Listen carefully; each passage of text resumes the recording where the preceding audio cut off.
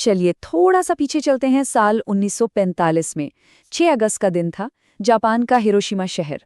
बिल्कुल एक आम सोमवार की सुबह जैसी सुबह। सोचिए, आसमान एकदम साफ नीला, सूरज चमक रहा है, लोग अपने अपने काम पर जा रहे हैं, बच्चे स्कूल पहुंच चुके हैं, पहली क्लास शुरू ही हुई है।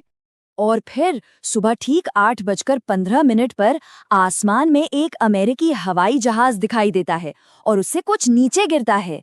इससे पहले कि कोई कुछ समझ पाता, पलक झपकते ही एक ऐसी रोशनी फैलती है जो हजारों सूरज के बराबर हो। एक आग का गोला जिसका तापमान था 4000 डिग्री सेल्सियस। सोचिए, सूरज की सतह से भी ज्यादा गर्म। और बस एक पल में 80,000 जानें खत हो गईं।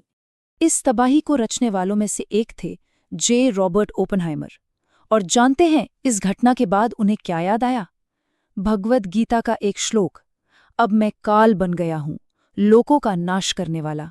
तो सबसे बड़ा सवाल यही उठता है, आखिर इतना भयानक, इतना विनाशकारी हथियार एक जीते जागते शहर पर क्यों इस्तेमाल किया गया? चलिए आज इसी सवाल की तह तक जाने की कोशिश करते हैं।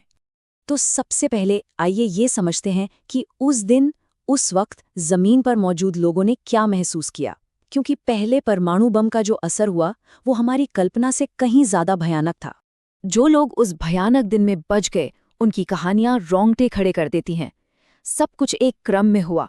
सबसे पहले एक अंधा कर देने वाली रोशनी, फिर एक ऐसा धमाका जिसने कानों के पर्दे फाड़ दिए, उसके बाद तूफान से भी तेज हवाएं जो सब कुछ उड़ा ले गईं, और आखिर में आसमान से हुई जहरीली काली बारिश।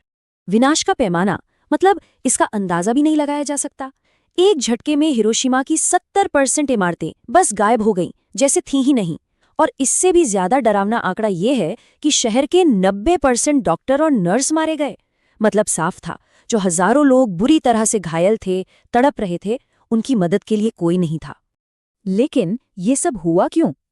इस फैसले को समझने के लिए हमें थोड़ा पीछे जाना होगा, 1945 के उस दौर में जब दूसरा विश्व युद्ध चल रहा था। और ये जानना होगा कि आखिर जापान हार मानने को तैयार ही क्यों नहीं था। तो देखिए, कहानी कुछ ऐसी है। द्वितीय विश्व युद्ध चल रहा था और जापान, जर्मनी, इटली एक तरफ थे। 1941 में जापान ने अमेरिका के पर्ल हार्बर पर हमला किया और बस अमेरिका भी जंग में कूद पड़ा। अब सीन को फास्ट फॉरवर्ड करते हैं 1945 की गर्मियों तक। यूरोप में जंग खत्म हो चुकी थी, जर्मनी सरेंडर कर चुका था। मतलब अब मैदान में सिर्फ एक बड़ी ताकत बची थी, जापान। अब सवाल ये है कि जापान इतनी बुरी तरह गिरने के बाद भी लड़ क्यों रहा था? वजह थी एक गहरी सोच, एक विचारधारा। वहां के लोगों के दिमाग में ये बात बिठा दी गई थी कि सम्राट तो भगवान का रूप है, और बुशिदो, जो समुराई योद्धाओं का एक पुराना कोड था, उसे एक नया मतलब दे दिया गया।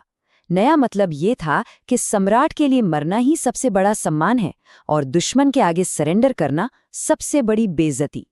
और ये सोच कितनी कट्टर थी, इसका सबसे भयानक उदाहरण थे कामिकाजी पायलट।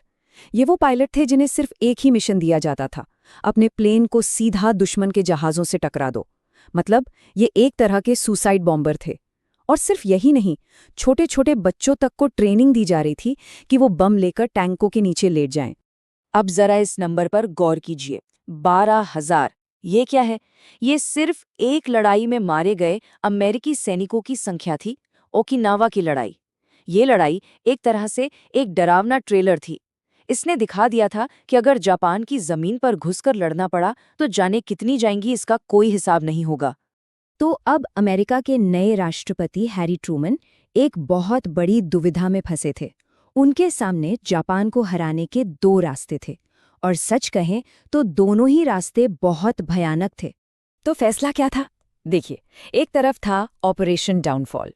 इसका मतलब था जापान पर जमीन से हमला करो। अनुमान ये था कि इसमें करीब 10 लाख अमेरिकी सैनिक मारे जाएंगे और जंग शायद 10 साल और खिंच जाए।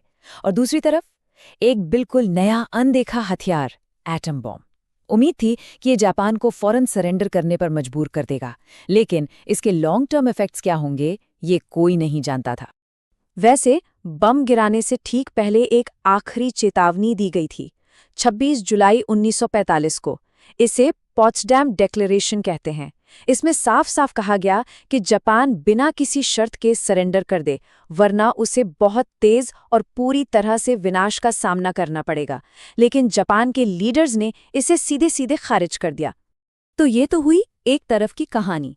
अब आते हैं उन तर्कों पर जो इस पूरी कार्रवाई पर ही सवाल खड़े करते हैं। क्या वाकई बम गिराने के अलावा कोई और रास्ता बचा ही नहीं था?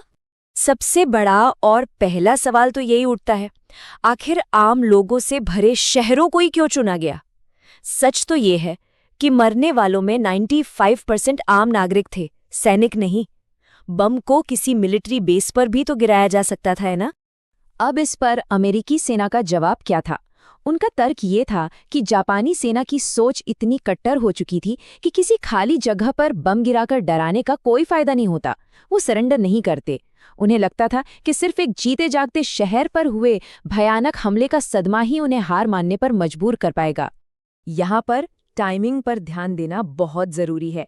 8 अगस्त को एक और बड़ी घटना हुई। सोवियत यूनियन ने जापान के खिलाफ जंग का ऐलान कर दिया और इसके बस कुछ ही घंटों बाद 9 अगस्त को अमेरिका ने नागासाकी पर दूसरा और भी ताकतवर एटम बम गिरा दिया। अब आलोचक यही कहते हैं कि जब सोवियत हमले से जापान वैसे ही 2 तरफ से घिर गया था, तो दूसरे बम की क्या जरूरत थी? बल्कि कई एक्सपर्ट्स तो ये भी मानते हैं कि जापान के सरेंडर करने की असली वजह एटम बम थे ही नहीं। असली वजह थी सोवियत यूनियन का हमला, क्योंकि अब जापान को 2 सुपर पावर्स से एक साथ लड़ना पड़ता, जो कि नामुमकिन था, और शायद इसीलिए उन्होंने हार मानी। तो इन बम धमाकों की जो विरासत है, वो एक अंतहीन सवाल की तरह है, एक ऐसी बहस जो शायद कभी खत्म नहीं होगी। अब ये देखिए, 1991 में एक सर्वे हुआ था। इसमें दोनों देशों के नजरिए में जमीन आसमान का फर्क दिखता है।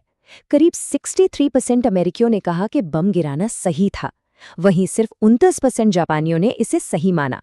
लेकिन दिलचस्प बात यह है कि किसी भी देश में सब लोग एक जैसा नहीं सोचते। तो चलिए एक बार दोनों पक्षों के तर्कों को आमने सामने रखते हैं।